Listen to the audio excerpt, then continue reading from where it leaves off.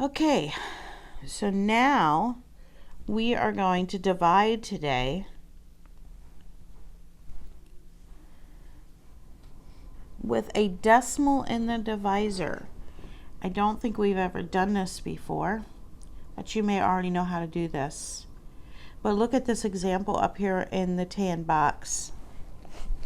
If you have that instance, you cannot divide until you get rid of the decimal in the divisor. So what you're doing is you're moving the decimal over in this one 2 places. In other words, you've multiplied it by 100. So therefore, you have to move this over 2 places. It's kind of like our equations. What you do on one side, you have to do on the other.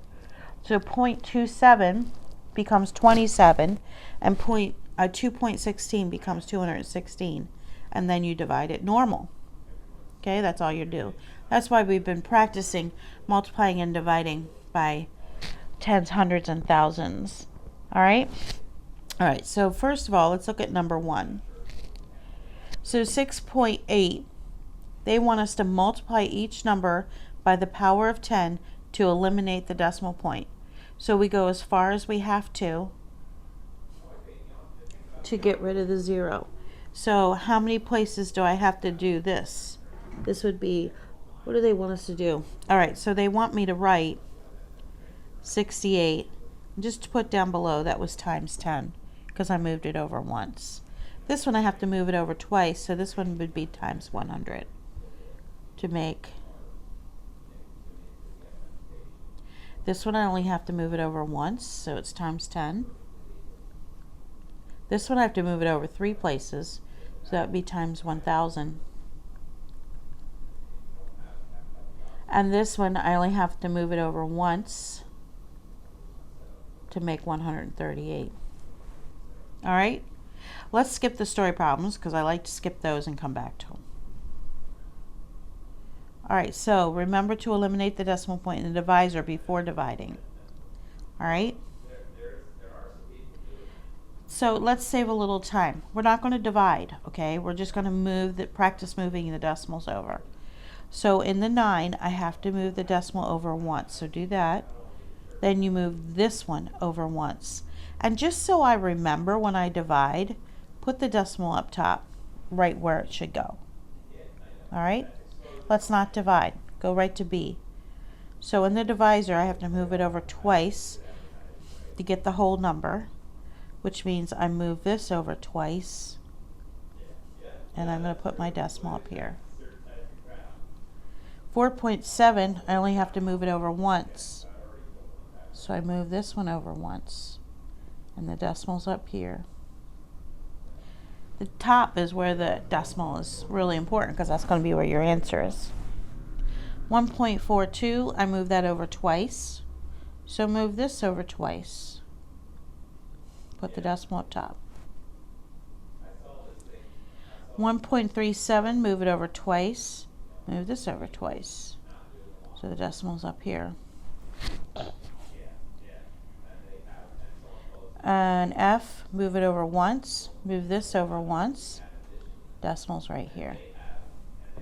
All right, got that? Let's look at the story problems. So Mrs. Field bought $28.84 of gasoline at $2.06 per liter. How many liters did she buy?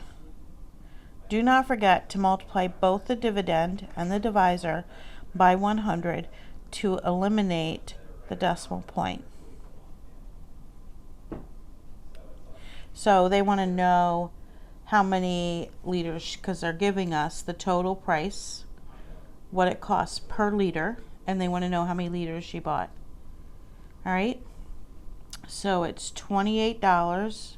I don't know if I have room here, but I'm going to try it. $28.84 divided by $2.06.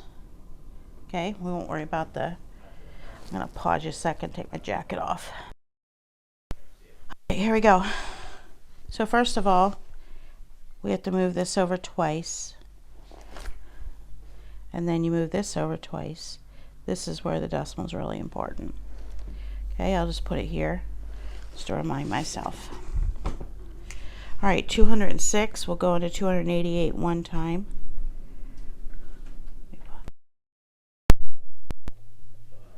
All right.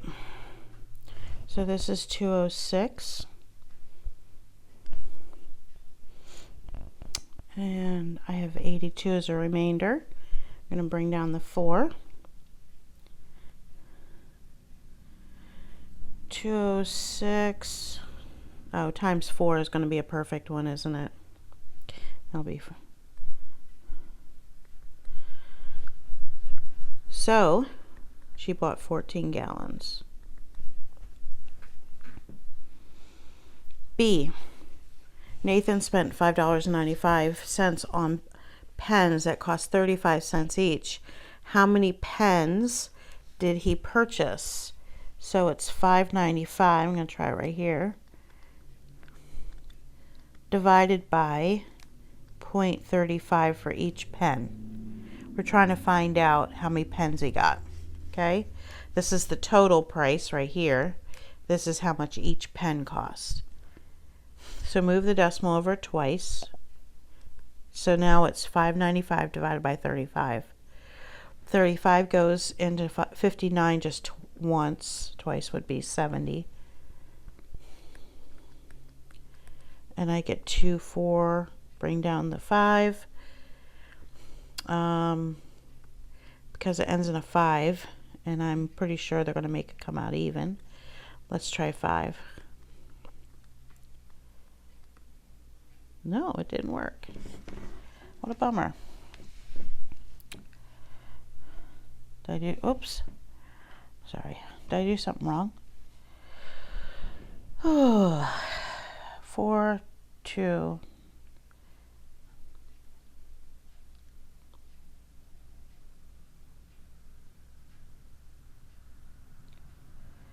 Oh, no, that's what it is, 175.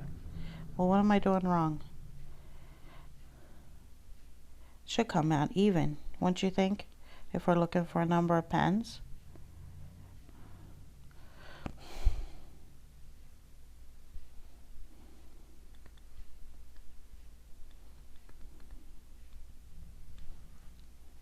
Well, there it comes. That's going to be, oh, I did something wrong. I did something seriously wrong. Let me, once I get going, I really mess up. Let's try this again.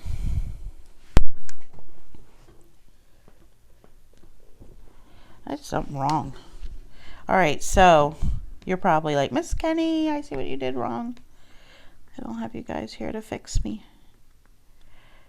So it's 595 divided by 0.35, right? Do I get that part right?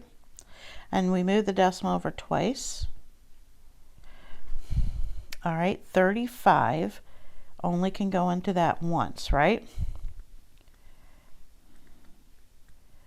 And I have 24. Bring down the 5.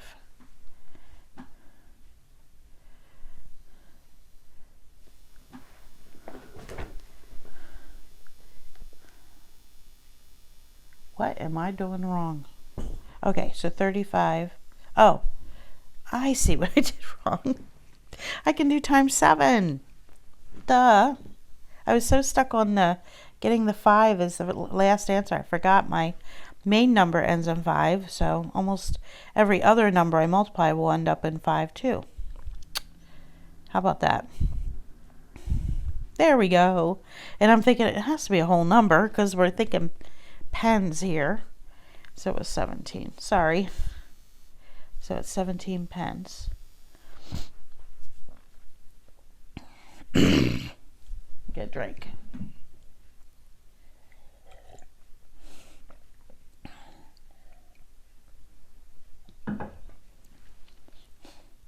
During a hurricane along the Gulf Coast of Florida, 12.4 inches of rain fell in 24.8 hours. What was the average rainfall in 1 hour? So I'm going to get rid of all my markings because I'm getting too busy. All right, so here we go. We have 24.8 hours. And we have the total rainfall, 12.4 inches. We want to know how many per hour fell, so we're going to divide it. We move everything over once.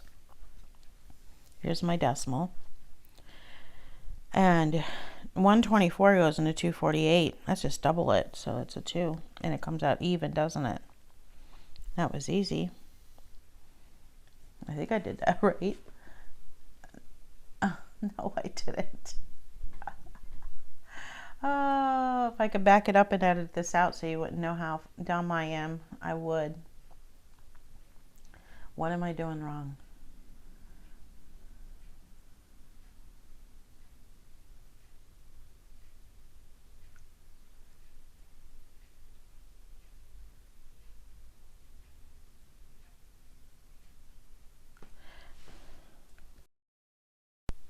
Okay.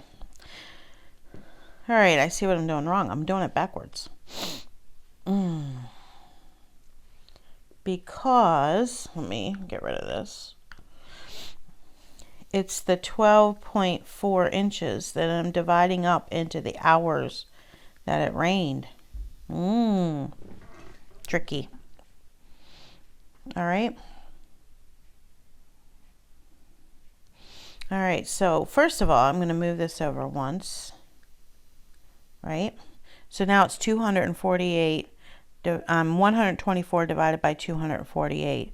At this point, I need to add a 0 there before I can do it right. All right, so here we go. So we have a decimal here. How many times will 248 go into 1,420? Let's try 5.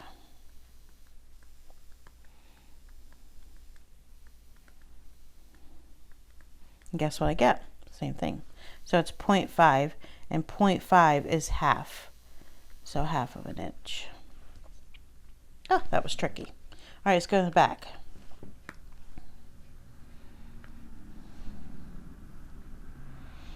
All right. Let's divide each of these numbers by 10, 100, and 1,000. So if I divide by 10, remember the decimals here. I'm going to bring the decimal over once to the left. By 100, twice to the left. By 1,000, 3 times to the left. 1,612, divide by 10. Divide by 100. Divide by 1,000. 48, divide by 10. Divide by 100. Divide by 1,000. 97.1, divide by 10. Divide by 100. Divide by 1,000. 807, divide by 10. Divide by 100. Divide by 1,000. All right. Let's see. Number 6, change to terminating decimals. All right. So these all look to be ones that we should be able, that we should have memorized, right? So I'll help you with those because we haven't been able to practice. So 3/8 is 0.375. Say that 10 times to yourself. Half is 0.5. That's 50%. 2/5. Remember, 1/5 is 0.2. So 2/5 would be 0.4. 3/5 would be 0.6. 4/5 would be 0.8. 3/10, that's just 3 out of 10, which is 0.3 or 30. 0.30. 5/8, I believe, is 0.625. Let me look. Yeah, 0.625. 1/4, I think of quarters. 1/4, 0.25. All right, everything else, mark under the values that are equal to 1/2. You might have to reduce those to figure that out. Let me do this bottom with you since it's been a while since we've done this. So if you have a line with dots on either end, you don't have a line, you have a line segment, just a portion of a line. So if you have the dot on one side and an arrow, meaning it goes on for all of eternity, on the other side, you have a ray. Two rays with a common vertex or a common point make an angle, and that little box in there tells us that we have a right angle. To me, this looks like a triangle with all sides the same. I think it does. Let me look at my book. Yeah, well, they just have triangle. I was thinking equilateral triangle, but they just have the word triangle. These two lines, they are lines, not line segments, because they have arrows on both sides, will go on for all of eternity without ever intersecting. So they are called parallel lines. Okay. All right, I'll let you do the rest on your own. And let me see. Yep, I think we have one more lesson together.